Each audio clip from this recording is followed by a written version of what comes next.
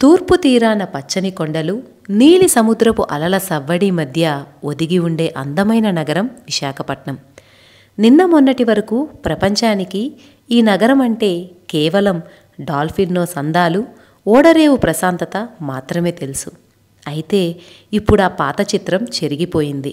ఆ నిశ్శబ్ద అలల లయ ఇప్పుడు ఆర్థిక శంఖారావాన్ని మోగించబోతుంది. కేవలం కొద్ది నెలల వ్యవధిలోనే ప్రపంచ దృష్టి మొత్తం విశాఖ మీదకి మళ్లింది.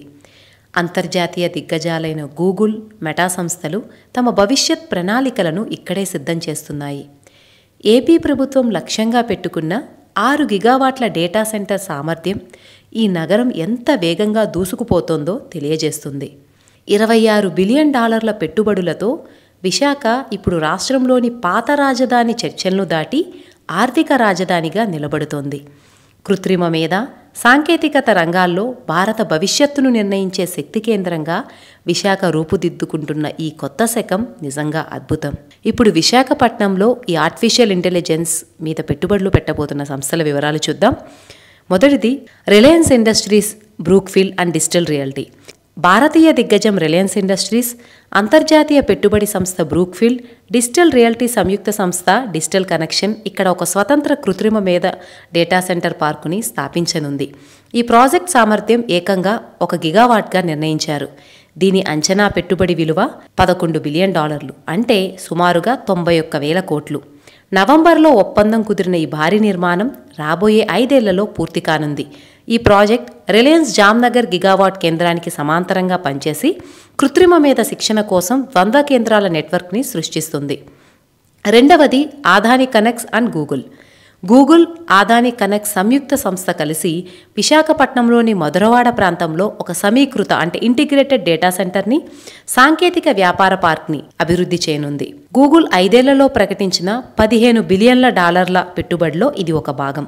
ఇది కూడా 1 గిగావాట్ సామర్థ్యంతో ముఖ్యంగా అధిక సాంద్రత గల కృత్రిమ మేధ పనిభారాన్ని నిర్వహించడానికి రూపకల్పన చేయబడింది. అదానీ కనెక్ట్స్ ఈ ప్రాజెక్టుకి ప్రధాన మౌలిక సదుపాయాల భాగస్వామిగా వ్యవహరిస్తోంది. ఈ ప్రాజెక్ట్ చేపట్టిన ప్రాంతమంతా పూర్తిగా పునరుత్పాదక శక్తితో నడవబోవడం విశేషం. ఎయిర్టెల్ నెక్స్ట్రా, గూగుల్ భాగస్వామ్యం.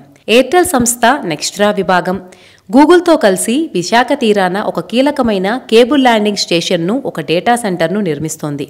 ఈ భాగస్వామ్యం అక్టోబర్ 2025లో ప్రకటించబడింది.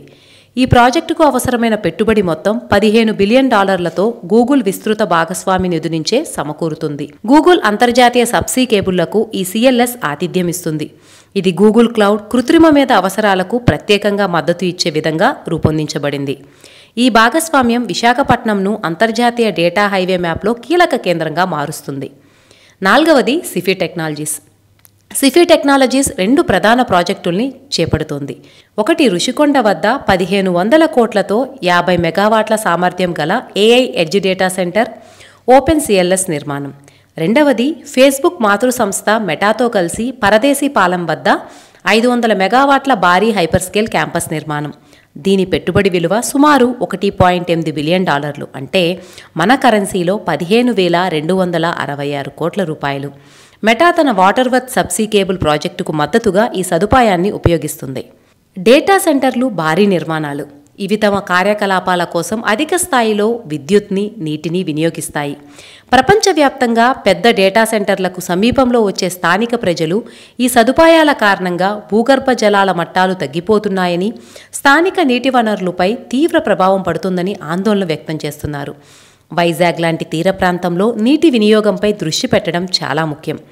ఈ విషయం మీద మంత్రి నారా లోకేష్ మాట్లాడుతూ, డేటా సెంటర్ల ద్వారా పెరుగుతున్న విద్యుత్, నీటి డిమాండ్ ఎలా ఉంటుందో తాము పరిశీలిస్తున్నామని హామీ ఇచ్చారు. అలాగే ఈ డిమాండ్ని తీర్చడంలో హైదరాబాద్ సాధించిన విజయాన్ని విశాఖపట్నంలో తక్కువ కాలంలోనే పునరావృతం చేయడానికి ప్రయత్నిస్తామని ఆయన తెలిపారు.